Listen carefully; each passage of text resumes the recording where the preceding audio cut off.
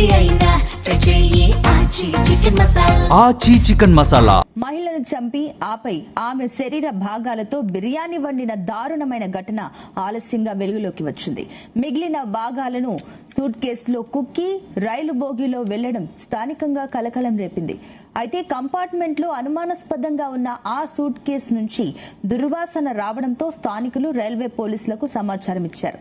వారు బోగిలో ఉన్న సూట్ కేసును తెరిచి చూడగా మానవ శరీర భాగాలు అందులో ఉండడం చూసి అవాక్కయ్యారు.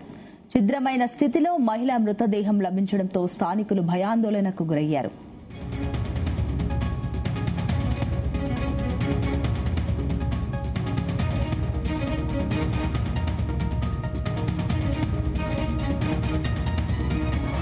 ఆగస్టు 5న చెన్నై నుంచి ఢిల్లీ బయలుదేరిన తమిళనాడు ఎక్స్ప్రెస్ రైలు ఉత్తరప్రదేశ్లోని ఆగ్రా రైల్వే స్టేషన్ కు చేరుకుంది. అయితే ఆ సమయంలో జనరల్ కంపార్ట్మెంట్ లో ఉన్న ఎరుపు రంగు సూట్ కేసు నుంచి దుర్వాసన రావడంతో స్థానికులు పోలీసులకు సమాచారం అందించారు. దీంతో ఈ ఘటనపై కేసు నమోదు చేసుకున్న పోలీసులు దర్యాప్తు ముమ్మరం చేస్తారు.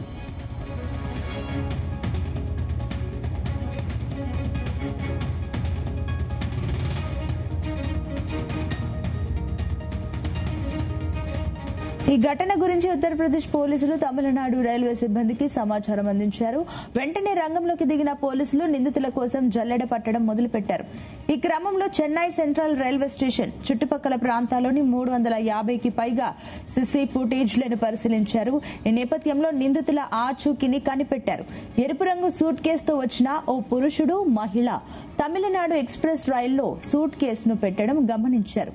అనంతరం సబ్మెరైన్ రైలు ఎక్కి గుడువాంజేరుకు చేరుకున్నట్లుగా తెలుసుకున్నారు. అక్కడి నుంచి ఒక ఆటోలో వెళ్లినట్లు గుర్తించారు.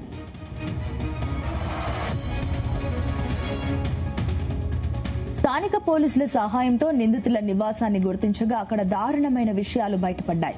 నిందితుల ఇళ్లంతా రక్తపు మరకలు, అక్కడే ఒక బిర్యానీ పాత్ర, దానిపైన మూత పెట్టి చుట్టూ మైదా పిండి అతికించి ఉండడం పోలీసులు గమనించారు. మూత తీసి చూడగా రైస్ తో పాటుగా మానవ శరీర ముక్కలు కనిపించడం చూసి షాక్ కి గురయ్యారు. బిర్యానీ పాత్రను స్వాధీనం చేసుకుని చెంగల్పట్టు ప్రభుత్వ ఆసుపత్రికి తరలించారు. హత్యకు గురైన మహిళ తల కోసం పోలీసులు గాలింపు చర్యలు చేపట్టారు. ఇరుగు పొరుగు వారిని విచారించగా ఒడిశాకు చెందిన 2 మహిళలు, ఒక పురుషుడు అక్కడ ఉంటున్నారని వారు తెలిపారు.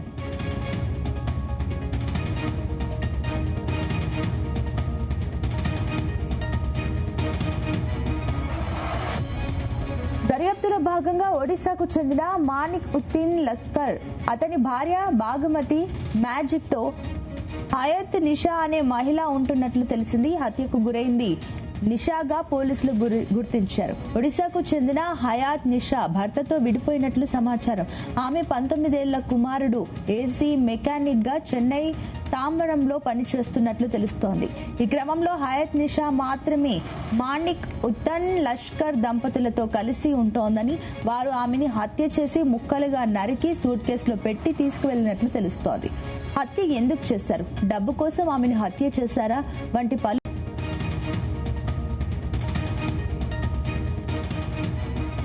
గతంలో ఇలాంటి దారుణమైన ఘటనలు వెలుగు చూశాయి. ఒంటరిగా ఉన్న ఒక మహిళ ఇంట్లోకి ప్రవేశించి ఆమెపై అత్యాచారం చేయడానికి ప్రయత్నించాడు ఓ కిరాతకుడు.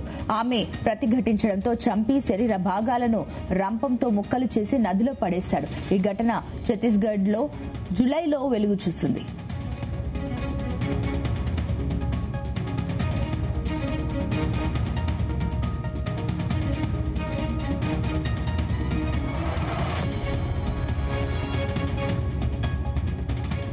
మహిళను చంపి ఆపై ఆమె శరీర భాగాలతో బిర్యానీ వండిన దారుణమైన ఘటన ఆలస్యంగా వెలుగులోకి వచ్చింది. మిగిలిన భాగాలను సూట్ కేసులో కుక్కి రైలు బోగిలో వెళ్లడం స్థానికంగా కలకలం రేపింది. అయితే కంపార్ట్మెంట్ లో అనుమానాస్పదంగా ఉన్న ఆ సూట్ కేసు నుంచి దుర్వాసన రావడంతో స్థానికులు రైల్వే పోలీసులకు సమాచారం ఇచ్చారు. వారు బోగిలో ఉన్న సూట్ కేసును తెరిచి చూడగా మానవ శరీర భాగాలు అందులో ఉండడం చూసి అవాక్కయ్యారు. ఛిద్రమైన స్థితిలో మహిళా మృతదేహం లభించడంతో స్థానికులు భయాందోళనకు గురయ్యారు.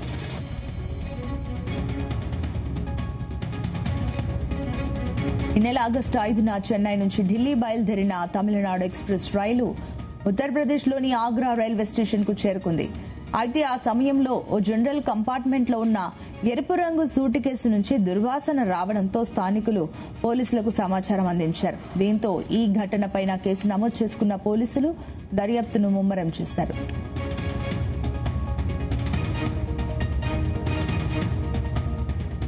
ఈ ఘటన గురించి ఉత్తరప్రదేశ్ పోలీసులు తమిళనాడు రైల్వే సిబ్బందికి సమాచారం అందించారు. వెంటనే రంగంలోకి దిగిన పోలీసులు నిందితుల కోసం జల్లెడ పట్టడం మొదలుపెట్టారు. ఈ క్రమంలో చెన్నై సెంట్రల్ రైల్వే స్టేషన్ చుట్టుపక్కల ప్రాంతాల్లోని 350కి పైగా సీసీ ఫుటేజ్లను పరిశీలించారు. ఈ నేపథ్యంలో నిందితుల ఆచూకీని కనిపెట్టారు. ఎరుపు రంగు సూట్ కేసుతో వచ్చిన ఓ పురుషుడు, మహిళ తమిళనాడు ఎక్స్ప్రెస్ రైల్లో సూట్ కేసును పెట్టడం గమనించారు. అనంతరం సబ్మరైన్ రైలు ఎక్కి గూడు వాంజేరు చేరుకున్నట్లు తెలుసుకున్నారు. అక్కడి నుంచి ఒక ఆటోలో వెళ్లినట్లు గుర్తించారు.